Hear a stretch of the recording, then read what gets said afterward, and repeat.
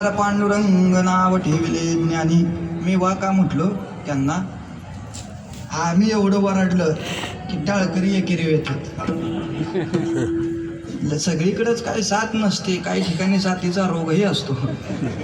साथ करणारी गोड मंडळी एकेरीवर आली नाही म्हणजे विरळा ऐसा कोणी दुखा त्यासी लोटांगणी. महाराज काय ज्ञानोबरायांचा अधिकार लोपले ज्ञान जगी हित नेनते कोणी. परमात्म्याने विचार केला या समग्र जगाचा उद्धार होईल कसा. लोपलेलं ज्ञान यांना पुन्हा प्राप्त होण्यासाठी काय केलं पाहिजे. परमात्म्याने विचार केला आता दुसऱ्यावर जबाबदारी टाकून चालणार. अवतार पांडुरंग नाव ठेविले ज्ञानी. प्रत्यक्ष पंढररायाने घेतलेला अवतार कशासाठी.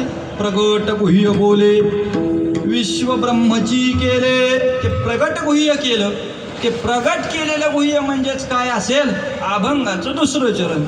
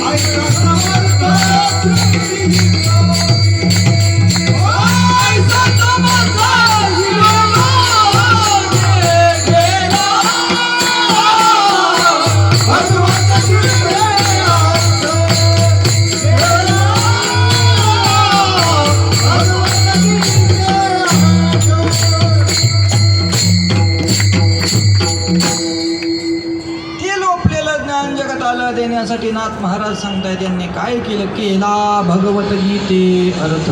त्या भगवद्गीतेवरती सापेक्ष टीका मांडली आणि तीच टीका म्हणजे काय असेल तर ते ज्ञानेश्वरी भावार्थ दीपिका गुणार्थ दीपिका तो भगवद्गीतेवर केलेला काय अर्थ आहे. कारण संस्कृत भाषा सगळ्यांच्या पचनी पडणारी नाही. सामान्याला त्याचा आनंद घेता येणार नाही. गीता म्हणजे सामान्य तत्वज्ञान नाही. गीता म्हणजे प्रत्यक्ष वेद आहे. काय गीता म्हणजे प्रत्यक्ष वेद. वेद कितीमध्ये विभागला. कर्मकांड उपासनाकांड आणि ज्ञानकांड यामध्ये वेद संपला.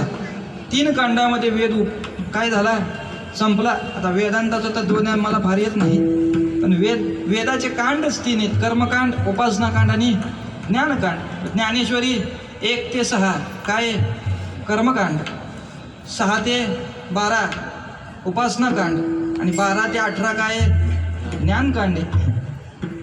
म्हणजे प्रत्यक्ष भगवद्गीता काय आहे प्रत्यक्ष वेद आहे आणि वेदावर केलेला अर्थ म्हणजे प्रत्यक्ष ज्ञानेश्वरी. केला भगवद्गीते अर्थ. त्या भगवद्गीतेचा अर्थ ज्ञानोबरायाने केला पण तोही लोपला होता. ज्यांनी वर्णन केलंय त्यांची कृपा म्हणून ती ज्ञानेश्वरी आज प्राप्त झाली.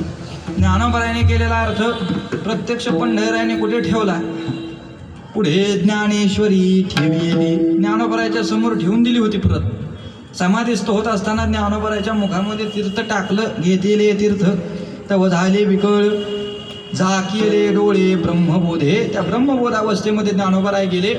परिणामतः 3 वेळा जेव्हा जोडिले करकमळ ब्रह्मस्थिती प्राप्त झाली ज्ञानोबरायांना, आणि त्यावेळी परमात्म्याने समोर काय ठेवली तर ज्ञानेश्वरी ठेवली. मग जगताला ती मिळाली कशी? तिची लिखाणकाम पूर्ण झालं शके 12 तरी तैतिका केली ज्ञानेश्वरे, सच्चिदानंद बाबा तरी लिखू झाला, ते सगळं संपलं. पण पुन्हा भाद्रपद मासे कपिला षष्ठी, बहुकाळ पर्वणी गोमटी, त्या मासामध्ये प्रत्यक्ष ज्ञानोबरांनी नाथ महाराजांना दिलेला दृष्टांत, नाथांना दृष्टांत दिला होता. काय दिला होता? नाथा, या समग्र जगताचा उद्धार केला पाहिजे आणि उद्धार करण्यासाठी या. पण आता तसं सांगितल्यावर नाथ महाराज आले नसते, कारण साधूला उपाधी आवडत नाही. माझी थोर पण का वाढवता म्हणून नाथ महाराज तिथे बोलले असते. मी काय एवढा ज्ञानी नाही, जगताला ज्ञान देण्यासाठी मी येणार नाही, मी तत्वज्ञान कोणाला देऊ शकत. ज्ञानोबराने तिथं निमित्त केलं काय? अजान वृक्षाची मुळी कंठाशी लागली. अजान वृक्षाची मुळी कंठाला लागली, ती काढण्यासाठी या. त्या ज्ञानोबराच्या लोपलेल्या समाधीचा शोध, ज्ञानोबरायांनंतर त्या समाधी विवरामध्ये जाण्याचं सद्भाग्य कोणाला प्राप्त झालं असेल तर ते नाथांना. प्रत्यक्ष तो शिवाचा ढवळा नंदी बाजूला केला आणि समाधी विवरामध्ये प्रवेश. समाधी विवरामध्ये प्रवेश केल्यावर प्रकाशच प्रकाश, प्रकाशच प्रकाश. ज्ञानोबरायचं दर्शन. नाथ महाराज सांगतायत, ज्ञानोबराया, तुम्ही दर्शनासाठी बोलवलं, तुमच्या कंठाला मुळी लागली असा दृष्टांत स्वप्नामध्ये दिला. श्री ज्ञानदेवे येऊन स्वप्नात, प्रत्यक्ष स्वप्नामध्ये येऊन तुम्ही सांगितलं म्हणून मी आलो. असं दर्शन काय मला? एवढा प्रकारचं दिप्यमान असं दर्शन नको मला. ज्या अवस्थेमध्ये तुम्हाला आम्ही जाणतोय, ज्या अवस्थेमध्ये आम्ही तुमची उपासना करतोय ते दर्शन, त्यावेळी ज्ञानोबरायचं दर्शन. दिव्य तेज पुंज मदनाचा पुतळा, काय दर्शन होतं ते? कैवल्याचा पुतळा, कैवल्याचा पुतळा, कैवल्याचा पुतळा, कैवल्याचा पुतळा, प्रगटला पुतळा, प्रगटला पुतळा, प्रगटला भूतळा, प्रगटला भूतळा, चैतन्याचा जिव्हाळा